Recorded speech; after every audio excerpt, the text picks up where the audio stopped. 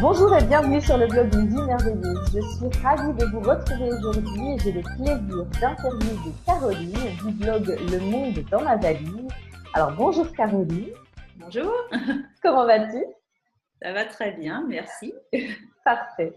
Alors Caroline, à quoi ressemble ta vie aujourd'hui? Que vis-tu et comment en es-tu arrivée là?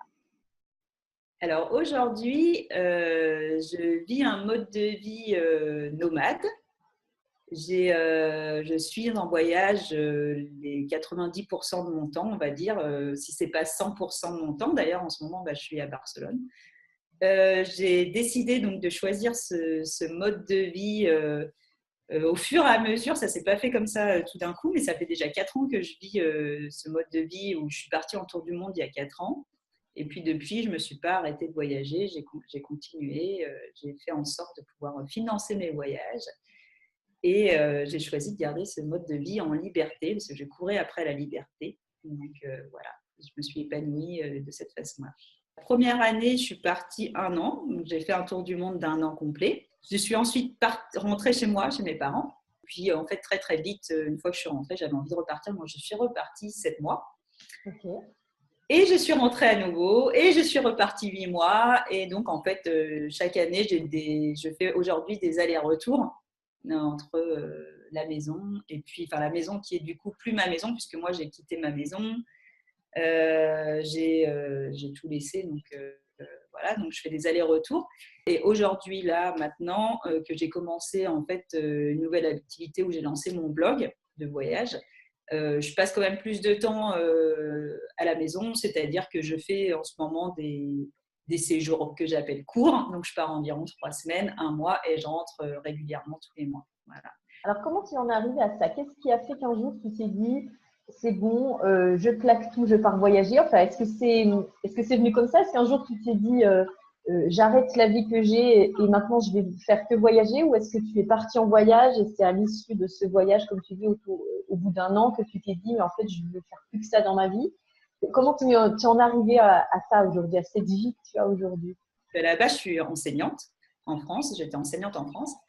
Et donc, j'ai rencontré quelqu'un et j'avais envie de le rejoindre. Je suis partie enseigner aux États-Unis.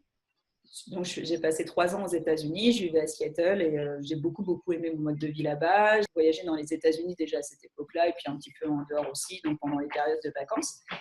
Et puis, en fait, moi, je suis quelqu'un qui a envie de changer de vie régulièrement. C'est-à-dire que tous les 3, maximum 4 ans, je sens en moi comme un espèce d'ennui, une lassitude de mon mode de vie. En fait, dès que tout devient facile, j'ai besoin de changer. Et en fait, donc, suite à cette vie-là que j'adorais, je sentais que je commençais à tourner en rond. Que je commençais à trouver que je me nourrissais pas assez. J'avais envie d'avoir aussi plus de temps pour faire que des choses que j'aime. J'attendais les vacances, j'attendais les week-ends. J'avais l'impression je me sentais enfermée. En fait, je me sentais enfermée dans un système, je me sentais enfermée dans un emploi du temps. Je me voyais pas finalement rester dans ce mode de vie-là. Puis après, comme souvent, je trouve, dès qu'on a envie de changer un peu de vie, je trouve qu'il y a des choses des signes qui arrivent, Ouais. pour un petit peu comprendre le chemin qu'on doit prendre. Parce que honnêtement, j'avais rien anticipé au niveau de mon départ et j'avais rien anticipé au niveau du voyage. Donc ça s'est produit en février. Ce qui s'est passé, c'est qu'à ce moment-là, moi, je devais décider, c'était la fin de ma 3e année de contrat. Donc c'était la fin de mon contrat puisque j'avais un contrat de 3 ans renouvelable. Et je devais décider si je restais à l'école ou pas et donc changer de visa. Et en fait, à partir de là, dans ma tête, c'était comme un flash. Je ne savais plus vraiment ce que je voulais faire. Je savais que j'avais besoin d'autre chose, mais en tout cas, je savais que je n'avais pas envie de rentrer. Ça, c'était la seule certitude que j'avais. Et en fait, tout est allé assez vite dans mon cerveau. Du jour au lendemain, j'ai décidé de partir faire un tour du monde. Et je ne me suis pas tant préparée que ça. C'est devenu une évidence assez vite, en fait. Et je me suis dit, bon, je vais demander ma disponibilité à l'Éducation nationale. Et puis, si on me la donne, ça sera un signe que c'est bon, je peux partir, quoi. Je l'ai eu au mois de mars. Donc après, à partir du mois de mars, j'allais quitter Seattle fin juillet. Donc j'avais cette période de temps pour organiser mon départ, économiser, parce que je ne suis pas une économe, donc je n'avais pas mis d'argent de côté spécialement. Donc voilà, j'avais une petite somme de côté. Puis après, j'ai fait un petit peu comme on va faire quand on veut partir faire un tour du monde. Souvent, j'ai essayé d'aller un peu moins au restaurant. Je suis allée moins au cinéma. Moi, j'étais une fan de cinéma. J'achetais moins de vêtements puisque de toute façon, j'en aurais plus besoin. Voilà, les dépenses qui pouvaient faire que je dilapidais mon salaire, je les ai arrêtées. Du coup, ça m'a fait une petite somme pour partir. Ça a été difficile pour toi de devoir, on va dire, te restreindre pour ton projet, pour ton rêve, ou tu as trouvé que c'était finalement facile parce que justement, tu avais cet objectif, tu savais pourquoi tu mettais de côté? C'était pas dur parce qu'en fait, déjà, je ne l'ai pas fait sur une longue période. Je n'ai pas ressenti non plus, je me suis pas, j'ai pas eu le sentiment de me serrer la ceinture pendant des années, vu que moi, ça a été de mars à juillet, quoi. Donc voilà. Ouais. Quand on a un nouveau projet qui nous porte, souvent les achats compulsifs, c'est aussi pour combler des manques. Donc voilà, et je suis partie en fait le 31 juillet, donc c'était en 2013, pour un voyage qui était à durée indéterminée, parce qu'en fait, dans ma tête, pas que je pensais partir pour toujours, c'est juste que je pensais partir, je ne savais pas si j'allais partir 6 mois ou 1 an. Je m'étais dit que si je m'ennuyais, j'allais rentrer, que si j'avais plus d'argent, j'allais rentrer, que voilà, quoi, que j'avais envie de prendre l'air. Je ne savais pas combien de temps combien de temps cette envie me plairait. Et donc, j'avais vraiment aucune idée de ce qui m'attendait. Et du coup, après, en fait, j'ai acheté mes billets un par un et je partais comme ça, en fait. Et puis, au bout de 11 mois de voyage, c'est pareil, j'ai ressenti j'ai eu l'euphorie de voyage. Vraiment, ça m'a complètement apporté ce que je recherchais. Je me suis sentie évidemment hyper libre. J'ai fait des tonnes de rencontres. On a beaucoup de temps libre, donc on a le temps aussi de réfléchir sur soi, sur ses envies, sur ce qui nous fait vibrer, etc. Et c'est vrai que moi, j'ai réalisé aussi notamment que j'adorais la vie au grand air, quoi. Le fait d'être en voyage, on est dehors tous les jours, on n'est pas enfermé dans une pièce 24 heures sur 24. On est en permanence confronté à la nouveauté, on est en permanence en train d'essayer de s'adapter, de comprendre comment les choses fonctionnent. On est en recherche de soi, mais à travers l'autre, en fait. Ça me passionnait d'avoir cette vie aussi que je trouvais beaucoup plus légère, parce que finalement, on rassemble des affaires dans un sac à dos, et puis c'est ces affaires-là qu'on a au moins pour une année. Et en fait, au bout de 6 mois, il a fallu donc que je décide si je demandais ma réintégration. Et puis, j'ai vu que j'arrivais à dépenser très peu d'argent, donc j'ai décidé de renouveler ma disponibilité. Et donc, je suis repartie pour un tour de 7 mois, où là, je suis partie au Népal d'abord, et puis après, je suis passée sur l'Océanie. Voilà, j'ai fait beaucoup les îles en Océanie. Et puis après, au bout de 7 mois, nouveau, j'ai encore ressenti l'envie de rentrer. Donc, je suis re-rentrée. Et puis, très vite, j'ai eu envie de repartir. Je suis repartie. Et puis, à ce moment-là, j'ai eu un appel de ma cousine qui venait d'être mutée en Polynésie, qui m'a demandé de venir lui rendre visite pour Noël. Et voilà, donc je suis partie lui rendre visite pour Noël. Et finalement, je me suis prise de passion pour la danse polynésienne. Donc, en fait, je suis restée 6 mois pour apprendre la danse. Voilà. Ce que je trouve génial, c'est que ça a vraiment l'air d'être en fait un parcours où, entre guillemets, rien n'est programmé à l'avance. Tu t'es pas dit un jour, allez, je pars pour 1 an et tout est carré. Et comme tu n'as pas l'air non plus de te dire, maintenant je rentre et je rentre pour 3 mois. Bon, de ce que tu nous racontes, on comprend qu'en fait, tu te laisses vraiment bercer par ce que moi j'appelle mon intuition, la voix intérieure, les signes de la vie, comme tu dis. Et tu es vraiment dans j'ai l'impression, en tout cas dans cette démarche, tu me contrediras si j'ai tort, je suis mon feeling. Où est-ce que je veux aller demain? Où est-ce que je veux aller le mois prochain? Qu'est-ce que je veux faire? Et tu es vraiment toujours dans cette écoute de toi, en fait. En fait, c'est aussi beaucoup ce que m'a révélé le voyage. C'est vrai que déjà, je suis déjà partie comme ça, donc finalement, je le faisais déjà dans ma vie.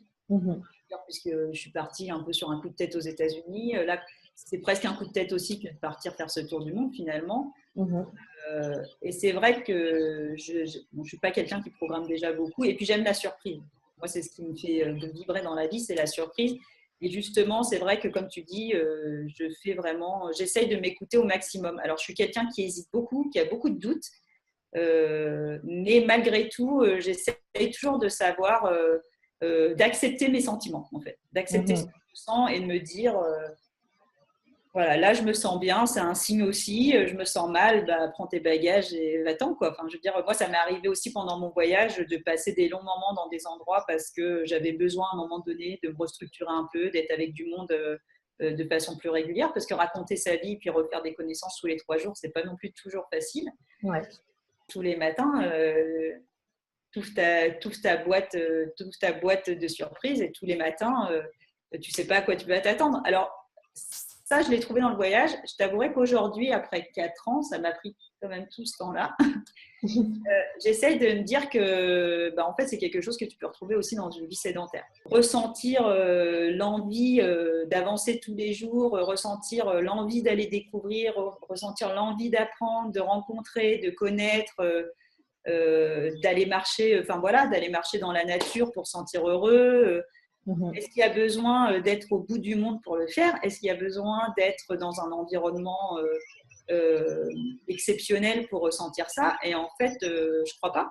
Honnêtement, je pense que on peut se perdre chez soi. C'est vrai que chez nous, je pense qu'il fait qu'on perd ces sentiments de liberté, c'est qu'on suit des chemins tout tracés, on a envie d'être le plus efficace possible, donc on va d'un point A à point B avec la méthode déjà toute donnée. Donc effectivement, même nous, on n'est pas en recherche, on n'est pas en difficulté, on se met pas en difficulté en fait. Et quand à un moment donné, même dans sa vie de tous les jours, c'est pas chercher à se mettre en difficulté pour avoir mal, c'est chercher à se mettre en difficulté pour sortir de sa zone de confort, se prouver qu'on est capable. Ouais. Et en plus se laisser surprendre. Et quand on se laisse surprendre, finalement, je trouve que la vie est plus passionnante aussi. Enfin, je veux dire, je vois par exemple aujourd'hui, comme je te disais au départ aussi, c'est que moi je voyage toujours, mais là cette année par exemple, j'ai voyagé entre guillemets moins, parce que pour les gens je voyage quand même tout le temps, mais c'est-à-dire que je rentre plus souvent chez mes parents parce que je me suis lancée donc, dans un nouveau projet, donc j'avais envie d'ouvrir mon blog Le Monde dans ma valise là, pour partager justement mes voyages, échanger aussi avec des gens qui avaient la même passion et puis donner aussi l'envie à des femmes qui n'oseraient pas se lancer ou qui auraient peur de se lancer, de sentir assez forte en fait pour voyager, parce que moi on me dit souvent t'es courageuse, je ne suis pas du tout courageuse en plus. Par contre, je suis quelqu'un qui croit énormément en ma chance, en la vie et j'ai vraiment un sentiment que tout est possible. En fait, la vie m'a prouvé qu'à chaque fois que je voulais faire quelque chose, j'ai réussi à le faire, même quand je pensais que c'était des choses au départ, peut-être des années avant, qui seraient inaccessibles. Faire un tour du monde, pour moi, c'était inaccessible quand j'ai commencé à être instite en France. Je rejoins ce que tu disais tout à l'heure. On s'enferme en fait dans nos vies, dans nos routines, et c'est vrai que quand tout d'un coup on décide un objectif qui nous paraît des fois farfelu et fou à la base, du moment qu'on se le met en tête et qu'on se définit comme objectif, tout d'un coup tout s'ouvre vers ce projet-là. Nos idées, les finances, les possibilités. Et je trouve ça magnifique de la part de la vie de nous dire qu'il suffit, entre guillemets, d'y croire pour que tout d'un coup les portes s'ouvrent. Je suis convaincue de ça. C'est aussi ça la découverte, quoi. Et du coup, pour moi, le plus important pour moi quand tu veux partir, et quand on me dit souvent mais moi j'aimerais bien faire comme toi mais je ne peux pas le faire, c'est une réponse que j'ai du mal à entendre. J'essaye d'être empathique parce que je comprends bien qu'il y a des choses qui puissent paraître justement impossibles au départ. Mais moi, je crois que vraiment dans l'idée, dès que tu te dis que quelqu'un d'autre a fait, tu peux le faire aussi. À la base, on est tous juste un être humain. C'est sûr qu'on n'a pas tous exactement les mêmes moyens au départ, mais chacun avec ses moyens, on peut faire en sorte de construire son projet. Il va peut-être pas prendre le même temps, c'est ça la différence. Mon meilleur conseil, c'est mettre un pied devant l'autre et commencer à marcher sur le chemin qui t'emmène là où tu as envie d'aller. Et moi, c'est un peu ma façon de voir la vie, c'est-à-dire toujours aller vers quelque chose qui m'anime, vers un but, vers une envie. J'ai toujours quelque chose en tête, comme je dis, je me crée toujours cet imaginaire-là et je me crée toujours le là où j'ai envie d'arriver. J'arrive jamais là où j'ai envie d'arriver. Et même quand j'ai prévu de faire un circuit, il va forcément arriver quelque chose pendant le voyage qui fait que je ne vais jamais finir cette boucle comme elle était partie. Et voyager, c'est aussi se confronter à la réalité et pas rester dans l'imaginaire et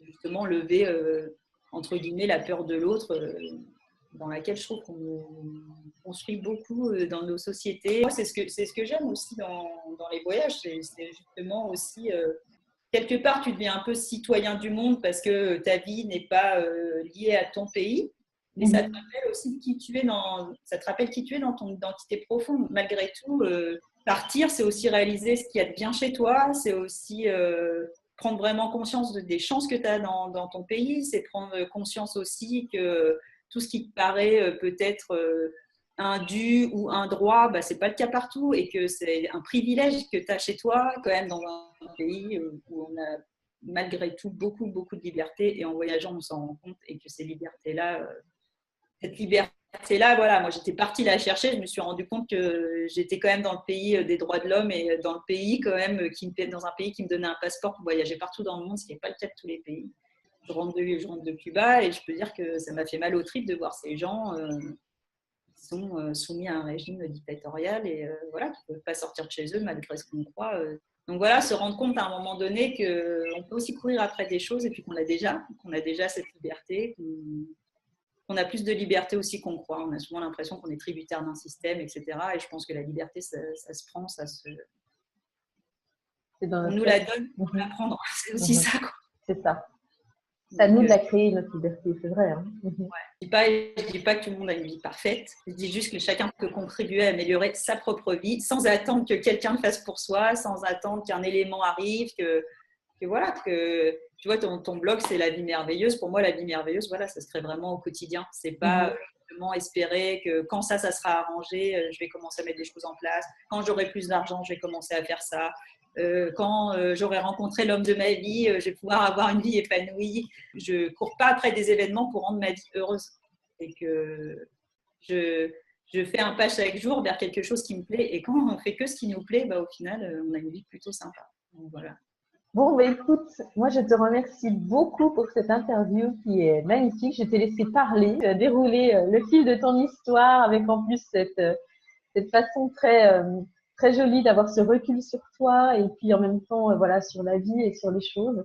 Moi, c'est ça que j'aime dans les gens qui voyagent, c'est vraiment cette notion de… Voilà, quand on voyage, on peut prendre du recul sur sa propre vie, sur sa propre histoire et sur l'endroit dans lequel on vit.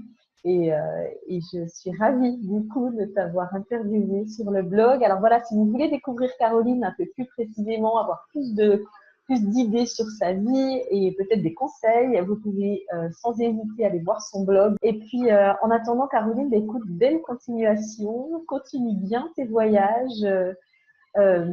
Profite toujours autant de la vie et puis écoute toujours ta petite voix intérieure pour savoir où tu vas aller prochainement. Ouais, voilà. elle m'a souvent guidée vers le bon chemin, donc je lui fais vraiment confiance. Et tu vois, sur le blog, justement, j'ai cette phrase en ouverture du blog qui est être la même ailleurs, ce qui change tout.